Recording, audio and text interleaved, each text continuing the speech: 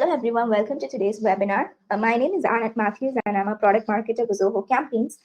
Today I'm hosting Andrew on behalf of the Zoho community as well as Zoho Campaigns team. So if you do not know about Zoho community, it is a platform where customers, product experts and partners get to know each other. So basically Zoho community conducts few of the activities like meetups, webinars, ask the experts, etc., in order to bridge the gap between the product and the customers. Yes, so that's about Zoho community. As you all know, today we have Andrew Bonner with us, who will be presenting on deliverability. So lately we have been receiving questions on deliverability. Questions like how to improve deliverability rates, how to send emails to recipients' inboxes. And so these are a few of the questions that we have been receiving lately. And that's when we thought of conducting a webinar with an expert. So Andrew has worked with us earlier on a few of our activities, and let me just get into a basic introduction about Andrew. So he's been with the email industry for more than 25 years, and he's right now working as industry relations at Email Expert, where he consults on deliverability, email vendor procurement, and management for enterprise clients and multi-tenant centers. So I think Andrew can explain a bit more about it. So let's crack on to the webinar. Thank you once again for accepting our invitation, and all the best for the session. Thanks to everyone from the Zoho team. And as Zoho's already tested to make sure everyone's speaking, can hear us okay. I really hope everyone on this call thrived as opposed to just survive the Black Friday, Cyber Monday period. And I'm sure at least a few of you actually didn't have much of a Black Friday and maybe had a Block Friday, and that's why you're here at Deliverability Primer. So hopefully there's going to be some useful stuff as we go through. And today's presentation, I'll skip the three so that we can do the intro to me, the slide I really hate. But it's important to establish credibility. Andrew Surah Bonar, I was born in the Middle East, hence the Surah, the Middle Eastern mum. I grew up in the Mediterranean, Cyprus, Greece, and then went to the UK for secondary school. After that, I lived in Australia, then New Zealand, then Australia, then the UK, then Australia again, and now I'm in Spain. So spent a fair bit of my time out in Australia. And I know Zoho really wants me to give a quick introduction and try and convince you that it's worth spending the next 20 or so minutes of your time listening to me. Essentially, I'm an email geek and a bit of an entrepreneur. I started in email, as I said, well over 20 years ago. I'd probably rather not work out exactly how many years ago it was, when I launched a product called PO Box. It was the first free email service anywhere in the world, yet predated Hotmail by several years. Before PO Box, you would have got your email address from service providers, and it was often a bunch of unintelligible numbers at CompuServe.com or something similar. We offered you your name at pobox.co.uk for the UK market.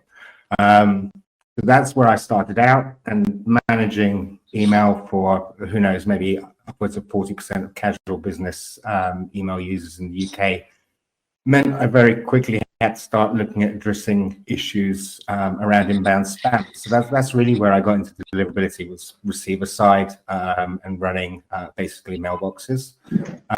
Since then, I went on to working with platforms that wanted to enable responsible marketers to become better permission-based email senders, otherwise known as ESPs like Zoho.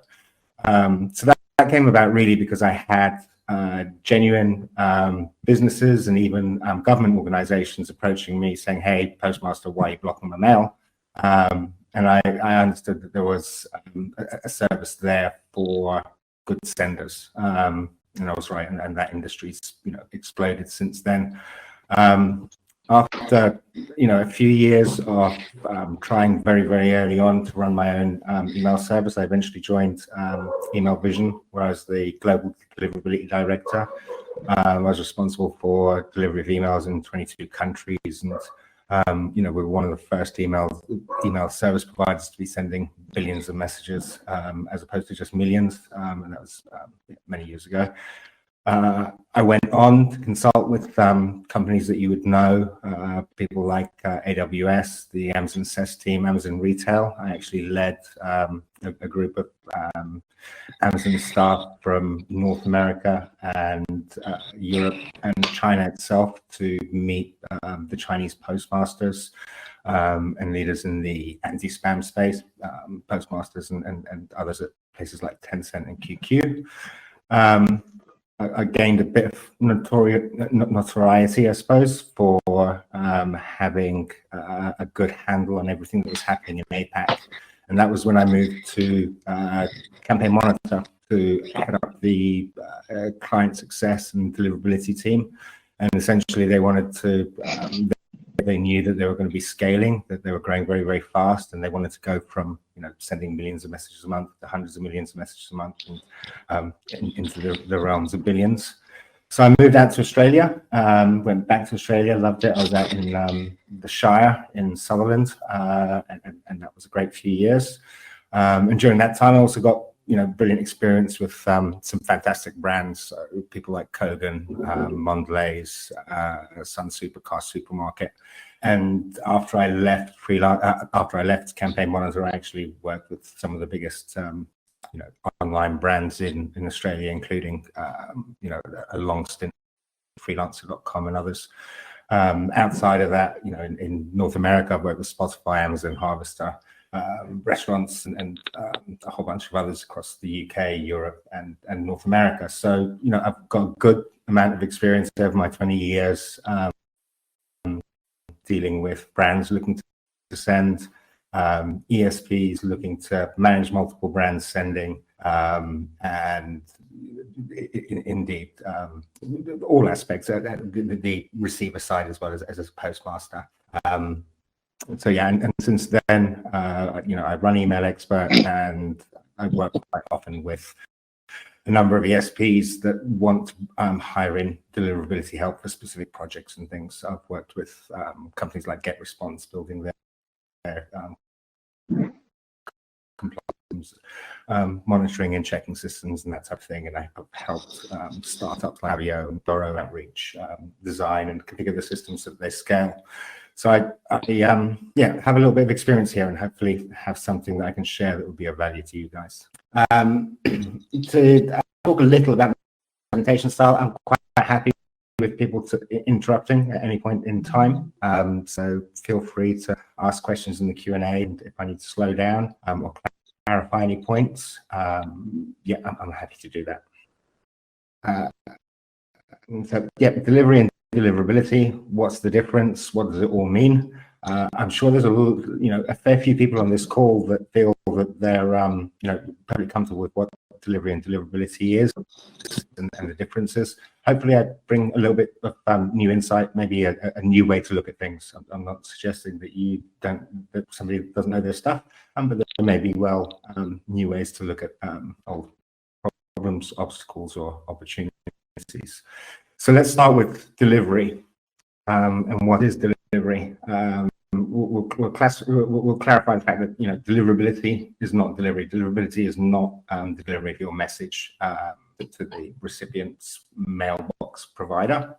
That's the metric you're going to see in your ESP dashboard. It's not unique to Zoho. It's everyone. That's a solid metric. It's tangible. There's nothing that you can argue about the delivery metric. That is whether the message was passed off from your mail server or your ESP's mail server to the recipient's mail server. That's the delivery of a message. What happens to it after that is a completely different story. The delivery of the message to Gmail, Hotmail, or any other mailbox provider does not mean it's necessarily going to reach the inbox, the spam folder, or anywhere else for that matter. But there's no argument about the delivery metric. That's a proven solid fact, and that's why you're going to find that metric within the dashboard of your ESP, whoever the ESP is that you use. It's no gray area. It's what constitutes a successful delivery. But that isn't deliverability. When you send your email and it gets to Gmail but doesn't get to your recipient, you obviously haven't achieved deliverability. So let's take a moment to think about, deliverability and what's the difference between deliverability and delivery. Like I said, a few moments ago, I want to get beyond just what what maybe some of the more skilled marketers on the call will be aware of around deliverability, and think about aspects of true deliverability. And to get to that, let's first explore, where this strange made-up word came from, deliverability. Why did it come about, and how did it come about? It's really not a technical term. It's essentially a marketing term. I recall it coming about. I recall it being used more. I recall changing my job title to include deliverability in the job title, and I remember about there being maybe 24 people on LinkedIn that had also got deliverability in their job description at that time. The term really came about trying to help marketers understand the process in how they're going to get their message seen, and the difference, the fact that delivered, which as an ESP we felt we'd done our bit. We've delivered the message, but that doesn't mean it's been seen, and that's where the term deliverability started coming around. So again, not delivered, because delivered was simply a matter of how many messages were accepted by the mail server, and neither was it how many messages was delivered to the inbox. So a lot of people will say, yeah, deliverability isn't just delivery, it's delivery to the inbox. Well, no, it's not. And I'll tell you why it's not, because we already had a term for that. We still have a term for that. It's your inbox placement rate. And deliverability is more than just inbox placement. Otherwise, we wouldn't talk about deliverability at all. We would just talk about inbox placement. So as marketers, I'd ask you to think about an individual when you're sending an email campaign. So actually let's think about this a little longer. Whenever you're approaching your email campaigns, always think about the individuals. It's not a list, it's not a database, it's not a segment, it's not a target group. Always, when you're going through whatever the process is in creating your email campaigns, your creative, your calls to action, everything, think about the human at the other end of the other end of the chain. This isn't so much about deliverability, more so about just being a good email marketer and getting the best results. So now, thinking as a marketer and one individual on your list, what is it that you would consider success and true deliverability? And if I asked you that as a marketer, and you wanted to give me a quick answer, and I've had marketers telling me it before, they might say that my message getting in front of the right eyeballs, that's what I want. Did my message get in front of the eyeballs? So therefore, we're back to the inbox placement again, aren't we? And a techie might say, sure, that's your inbox placement rate. I'll tell you, that's your inbox placement rate. Your message got in front of the eyeballs. But is that really what you actually meant? Because I think actually what you wanted to say was, did my message get seen as I intended it to be seen, when I intended it to be seen? And that's a whole lot different. That's a different game. And when you start looking at the elements on the left-hand side of this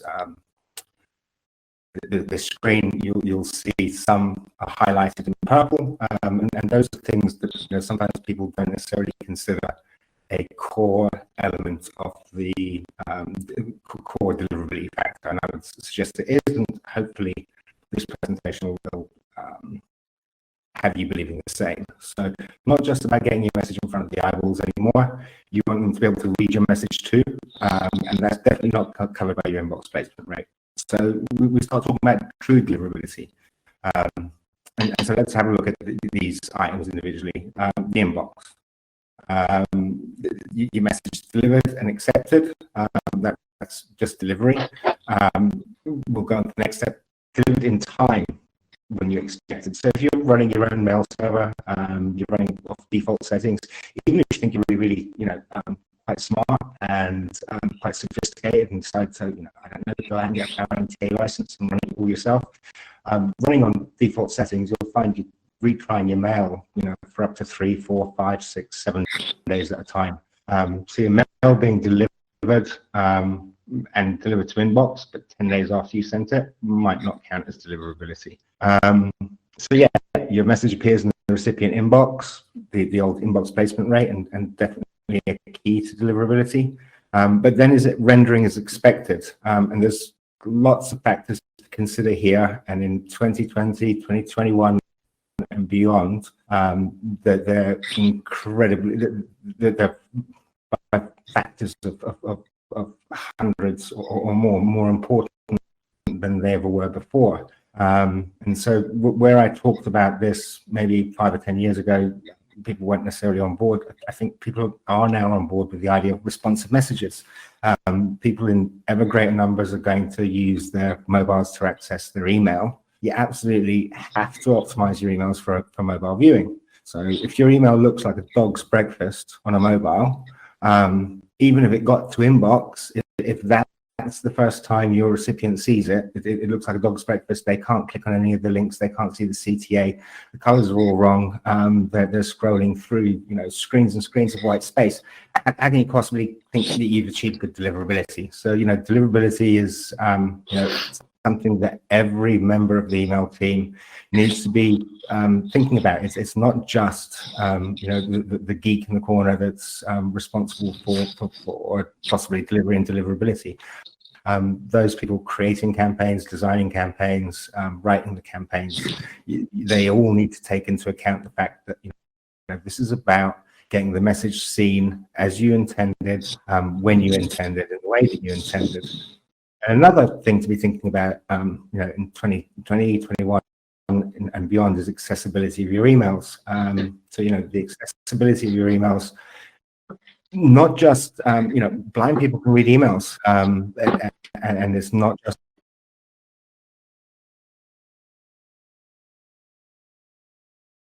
considering and every single Alexa to have the to them. You'd be surprised on the numbers. I couldn't find specific data around it in Australia, so I'm not going to include any, but it's going to be growing. Then you've got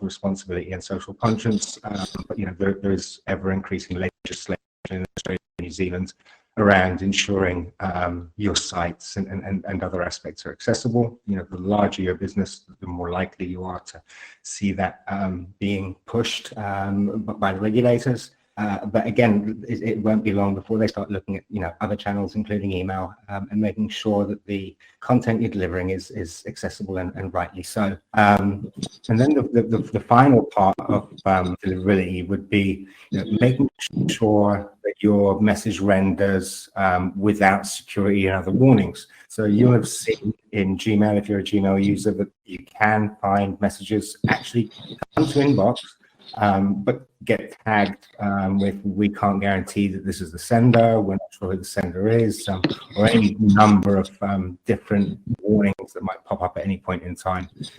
In respect of those, you don't want to be dealing with those. You don't want to be seeing those. That doesn't engender trust in the recipients. And again, I would argue that this is very much part of true deliverability.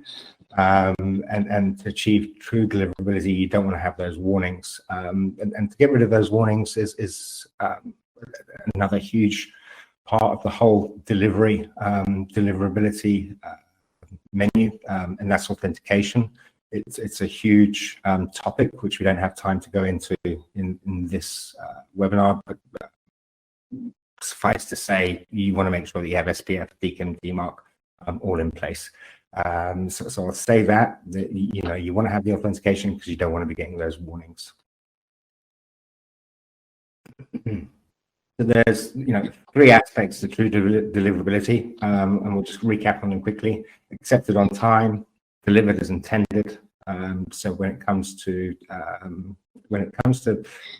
being sure that your message is accessible, you can use tools like, Email on Acid that will tell you how your email will be readable, and there's also free tools as well. And yeah, remember, even the blind subscribe. Check your accessibility.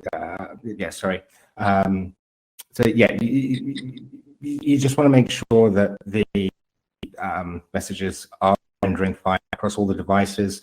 Lots of tools, not just email and acid. Their main competitor Litmus also allows you to do this type of thing. You'll be able to find out what devices your recipient using and start, investing the time and effort into making sure that your messages render on the devices that customers use. The only caveat I would add to that is if your emails are not accessible in the first instance, then those people that need to have accessible emails will not be subscribing in the first instance. So take that into account. If you don't service that sector, they'll never come on board in the first place, and there could potentially be a big opportunity there. And yeah, without wanting to be too much of a preacher, another term that I'd like to address, and if you give me a second. And so then I just wanted to go on to just clarifying one term, blocking. So it's just for some marketers, defining terminology again, and while we're redefining deliverability and all that it entails, we might as well just clarify blocking. So every email marketer worries about being blocked, their email being blocked. Being blocked is a clear indication that you may have deliverability problems. Good point here. Not every block list is the same. So appearing on one list may be a nightmare for one and not for another. But certainly being on any kind of block list is probably a very clear indication of some kind of reputation issues. Mail can be blocked for any kind of reasons: really spammy content, poor misconfigured servers and authentication, a spam filtering rule at the ISP. But whatever the reason is, appearing on a list is every email marketer's nightmare, and they definitely don't want to find themselves on the list. Spam house being the worst of block lists. And I just wanted to clarify here, what kind of list is it? It's a block list. It's not a blacklist. If you go and check any of the sites, go check Spam House, you'll see that they're offering a block list lookup. Same for Serval, Embezzlement, and the others. So when email marketers use the term blacklisted, they really mean to say blocklisted. Blocklisted is the technically correct term. It's also not offensive to anyone. I've come to understand blacklist to be offensive to some. I don't want to go into the politics. It's not the issue here. But the fact is, technically it's blocklisted. Technically you're being blocked. It makes sense to talk about being blocklisted. So as a community, advocating that we all move forward with the blacklist. See that there's. So sender reputation, what is it? It can be considered, it's your email credit score, your health score. Just like with the bank, where you have a credit score, with the recipient mailbox providers, you have a email sender reputation score. And just as between banks, you might have a different score. Depending on what consumer scoring lists they're using, you can have a different reputation score in different mailbox providers. Just like at the bank and credit score, it takes a long time to build up, and it doesn't take it very long to be tarnished by any kind of poor performance on your part.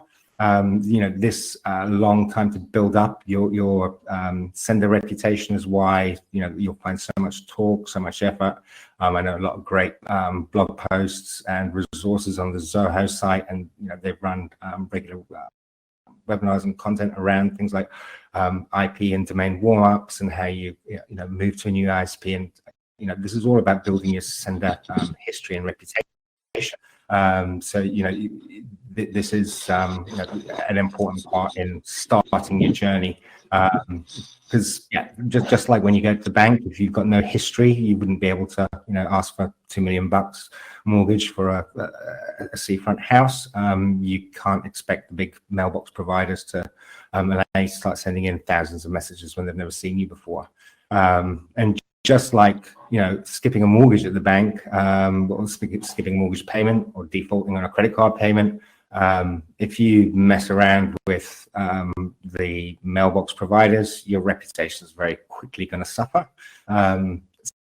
So there's lots of correlations between your email sender reputation and credit scores. Unfortunately, unlike your credit score, it's not as simple. And this goes back to the question that I was asked earlier. It's not so simple to just go in and get a copy of your score from just one or two places. So it is easier. So if Gmail, for example, is your primary provider, if the majority, and I've seen this where the majority are Gmail recipients, then sure, the Gmail Postmaster tools will give you a great insight into that provider. Brilliant. So quick on what we were talking about. The reputation can differ mailbox providers. Just because some okay, mails being received, and you monitor as going back to that question, you do want to monitor what's happening, but not block lists are equal, so don't freak out if you go and use one of these tools like MX Toolbox. There's a good tool for finding out if you're for free to find out if you're listed on any of the main block lists and also minor block lists. Don't freak out. Do reach out to Zoho, talk about what list you've spotted yourself on. Some are far less important and have far less impact than others. So what are the elements that will make up your reputation score?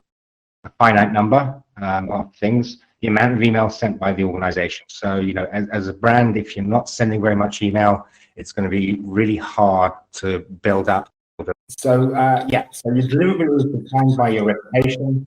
Quite an important slide, this one, because we'll talk about the 6, 7, 8 things that really make up what defines your reputation.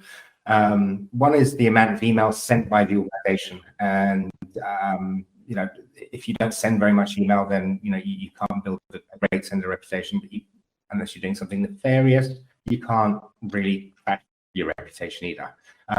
But it takes time, and that goes back to the earlier slide where I talked about proper warming. So if you want to send volumes, you have to build up to that. The next thing that defines your sender reputation is the recipients and how they behave with your email and whether they mark your email as spam. So if they use automated systems to mark your email as spam, they're going to hurt your reputation. Even worse if a human actually reaches out directly to complain to support either at their mailbox provider or otherwise about the email that you've sent. Those human complaints are always weighed far more heavily. I've worked with a postmaster in France, a very, very big mailbox provider, and it only took one personal human complaint to block mail for hours to days, depending on who the sender was. So, that the user complaints is a massive aspect. How often your organization's emails hit ISP spam traps. So, mailbox providers and others run their own spam traps.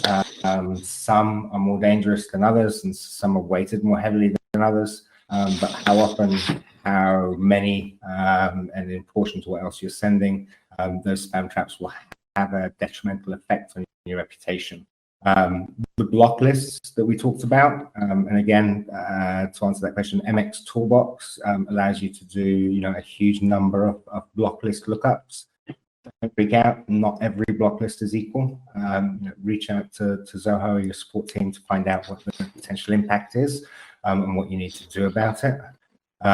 The other aspect that can really impact your reputation is the number of emails that are bouncing, specifically for being sent to unknown users. So there's lots of reasons for bounces, but a significant proportion of your email being sent to unknown users is not going to do you any favors whatsoever. And then when we start looking at the more sophisticated providers, so if we start to look at people like Gmail, then how recipients interact with your email, how they open, whether they open, how often they open, whether they reply to, forward, delete, all those types of engagement, what happens with the links in your email, do they click them, all of that type of engagement metrics now do factor in quite heavily, especially at Gmail and other vendors, into how your reputation is defined. And unlike some of the other things like spam traps, this is an opportunity for you to build a better reputation. So you can improve your sender reputation by improving your user engagement.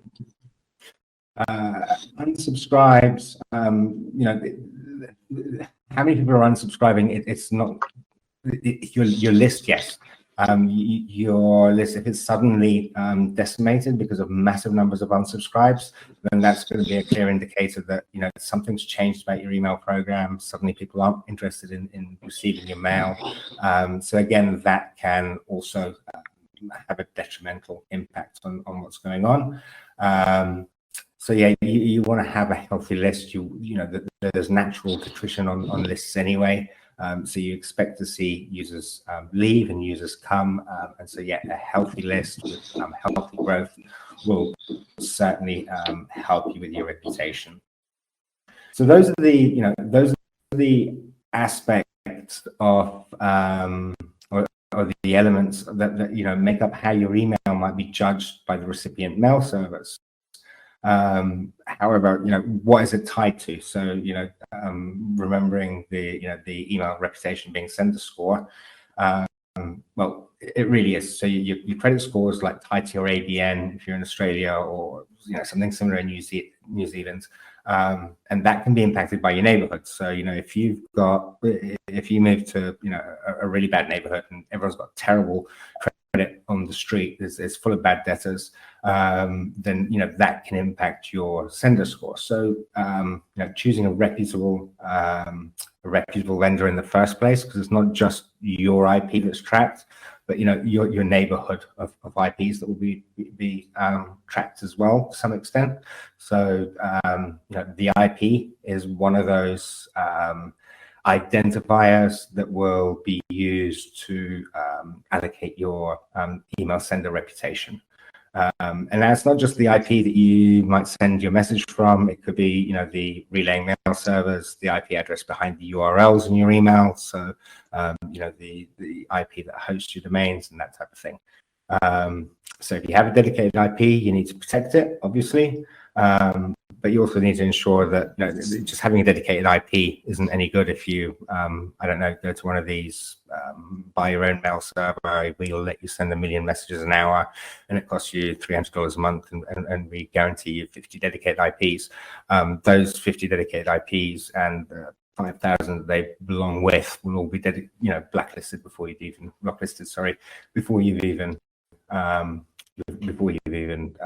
start sending a message.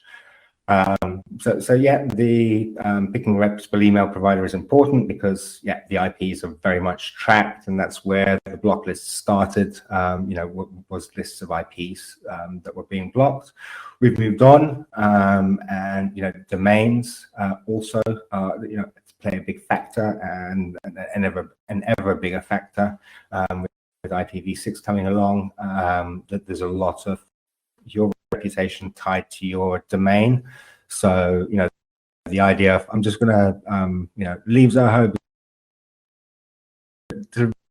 what did you do to achieve the terrible deliverability? And just moving and getting a new IP from a new sender isn't really going to help, because it's going to tie back to your domain name. And anyone that's thinks that they're really smart and we're going to get a new domain name for sending from, well, that's great. You're going to have to start the whole process of warming up again. But if you do it too often, they're going to catch where you're actually directing all your traffic and who the website is, and the websites are all on the same server. You will get caught. It won't do you any favors. Your reputation follows you by both your IP and your domain. And as I said, that's at very top level. You've got a reputation at an ESP level, and then you've got a reputation at a sender level. And it goes all the way down to to the individual sender, which is why people advise you to segregate your email streams, have transactional versus promotional, use different senders and ideally different subdomains, because that allows the mailbox providers to treat your mail differently. The receipts or the delivery notifications are should be going to inbox or the transactional tab, and your promo should really be going to promo, and making it easier for the mailbox providers to do that effectively is in your interests, because you could cheat and send some marketing email over your transactional channels, then you're just going to find sooner or later your transactional and everything else is going to promo or worse. So they track based on IP, based on domains, based on sender. So there is a granular and a wider view approach to the reputation factors and what's involved there. So your reputation is not fixed, and you understand what the mail providers, the mailbox providers are looking at. You also understand hopefully now how they're tracking it, the IP, the domains, you send it from, and hopefully, I shouldn't need to explain any further as to why, it's important, because, it's critical for you to, achieving inbox. That's why your sender reputation is really important. Strong sender reputation means you've got greater chance of inbox placement, your mail is delivered faster, the ability to send more mail more often is more readily available to you. And sender reputation is incredibly important to the mailbox providers too. That's why they've spent millions developing these systems. And the reasons why they did it align very much with marketers. So I often have marketers that come to me and go, oh, I hate Spamhaus, or I hate Serval, or Serval hates me, or Spamhaus hates me. They're not doing anything personal. It's based on what you're sending and how you're sending and whether you've got permission or not. But setting that aside, they are your best friends. So all they want to do is protect the recipient's experience, provide them the best email experience possible. And without them, email would be really horrible. And yeah, so they're really, them doing their job effectively translates into better opportunities for email marketers, gives you the opportunity to use the channel better. And that's why I say the block lists are actually the marketer's best friend, a good marketer's best friend in any case. So things to keep in mind here in respect of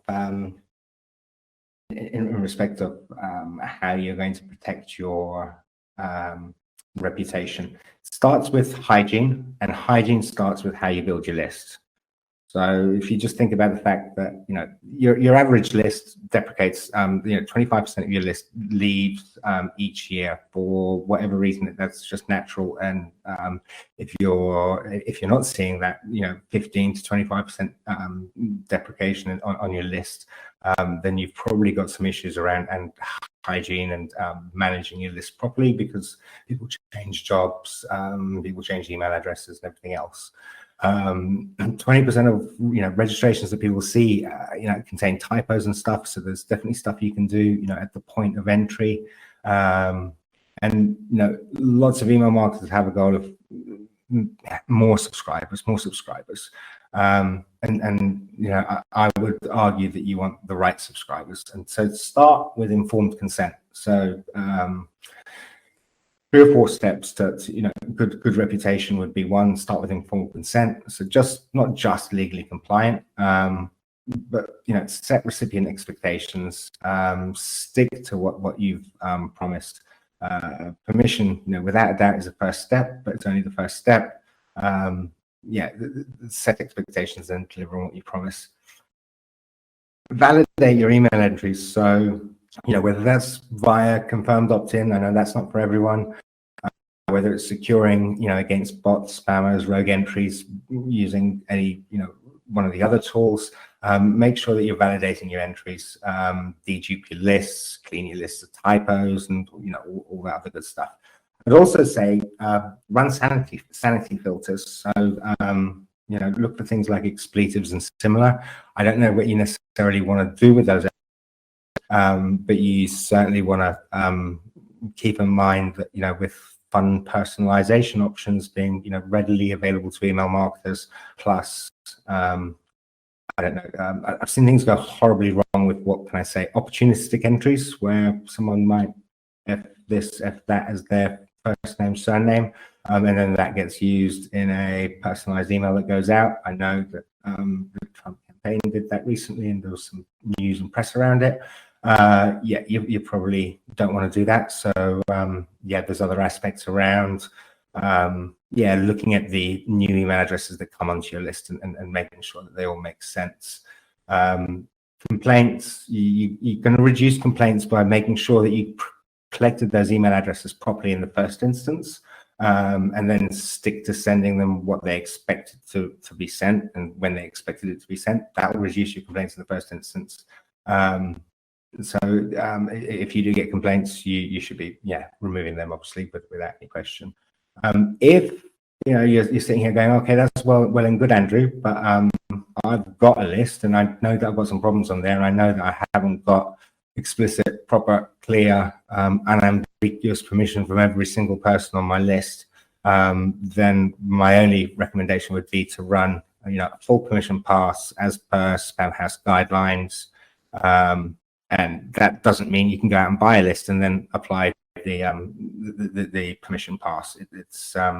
There's some very specific rules and information around it, and you can just Google Spamhaus permission pass and see if it's appropriate for you. Certainly, if you've got a good list but questionable elements to it, then that's something that you want to be looking at. And then engagement, monitor your engagement, your re-engagement campaigns. You might want to look at removing inactive subscribers. Be careful of that. If someone hasn't opened your email message for 2 or 3 months and you've also been going to junk for 2 or 3 months, that might explain things. So yeah, just culling your lists and trashing hundreds of thousands of subscribers all the time will definitely give the appearance of better deliverability. But if you're removing valid users that actually wanted to receive your messages, then you're not really achieving your goals. So before those kinds of problems start happening, think about segmenting, and then consider things like purchasing habits and the purchasing cycle and stuff. Does it make sense to email people after a big purchase every week, or should you be sending it to them less often and then upping it later in the purchase cycle, or vice versa? So lots of things that you can do and give users the option to opt up and opt down. If you're sending weekly, try monthly for some segments, and also look at what you're sending and are you giving any reason for them to engage with the emails. So knowing that Gmail likes people opening and clicking, make sure that the full call to action and everything isn't all embedded within the subject line. There's no reason for them to go any further. And even if you send newsletters that are heavy on content and very little on CTAs, consider the occasional campaign that does have a link, that does have a strong CTA, so that Google can see or Gmail can see when you do include links and have links that people are engaging in that manner. So those are the 3 key things I would suggest to look at.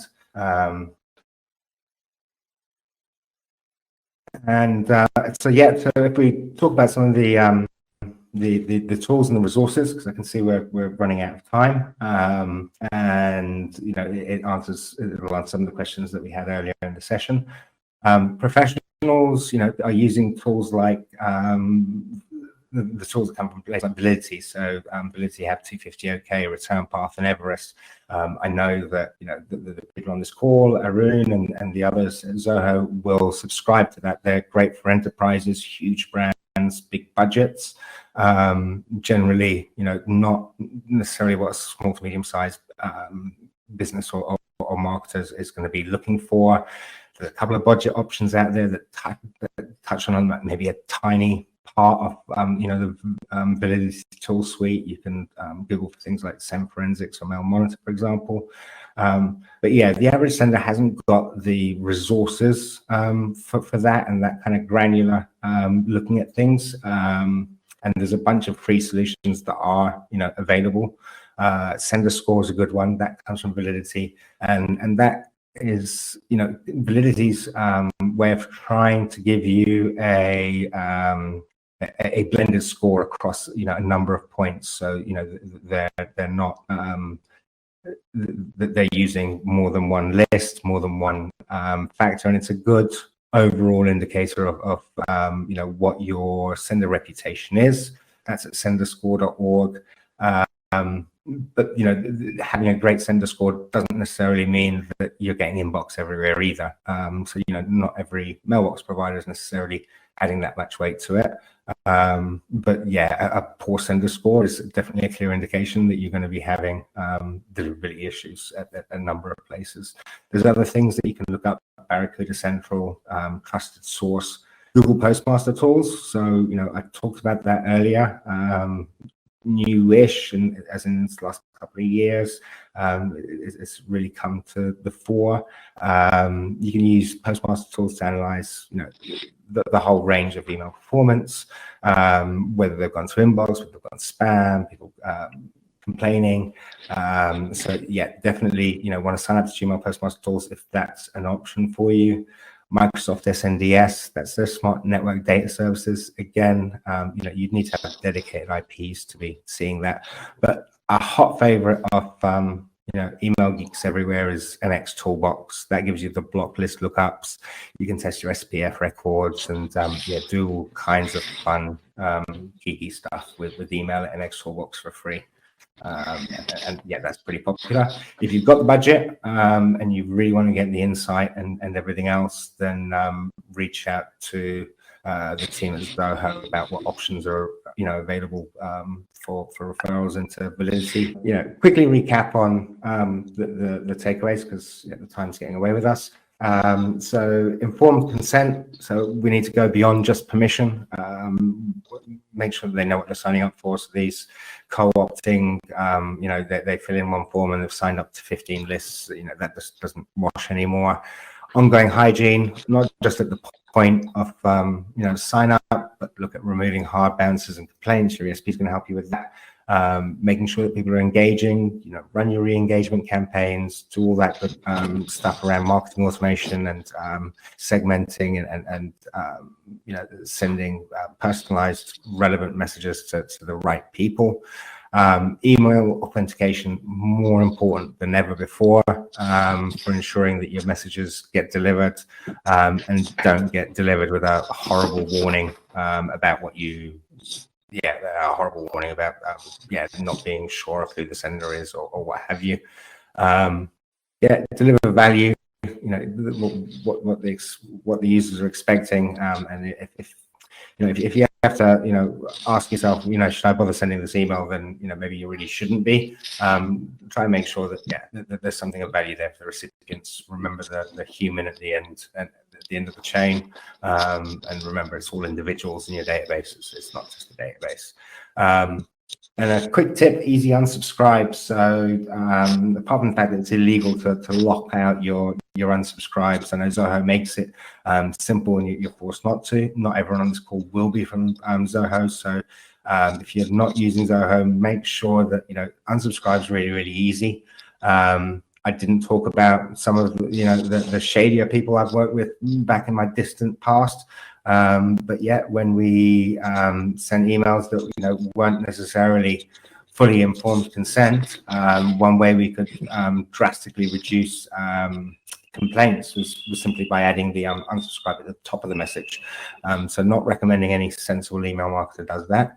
But yeah, the easier it is to unsubscribe, the less complaints you're going to have. Ideally, try and reduce the complaints in other ways by delivering value, basically. But yeah, that is this is me. If you want to find me, I'm on Twitter. I try and be social. on Instagram, Deliverability, on LinkedIn, Mr. Deliverability, and Mr. Bonar on Facebook. But that's my presentation. I hope I didn't go too fast or too slow. I'm really sorry about the sound issues. I'm not sure what happened there. And yeah, happy to follow up with any questions or anything else that anyone has. And thanks again, Zoho Campaigns, for inviting me. Thank you so much, Andrew, for such an insightful session today. And thank you to each and every one of you who joined us today. We hope you liked the webinar. And if you see on the screen, you can find all our social media handles. Do follow our handles to stay updated with product updates and anything related to email marketing. Also, if you have any questions related to the product, or if you have any questions related to email deliverability, you can contact us at support@zohocampaigns.com, and we'd be happy to help you. Yes, so that's about it. Thank you once again, everyone, for joining.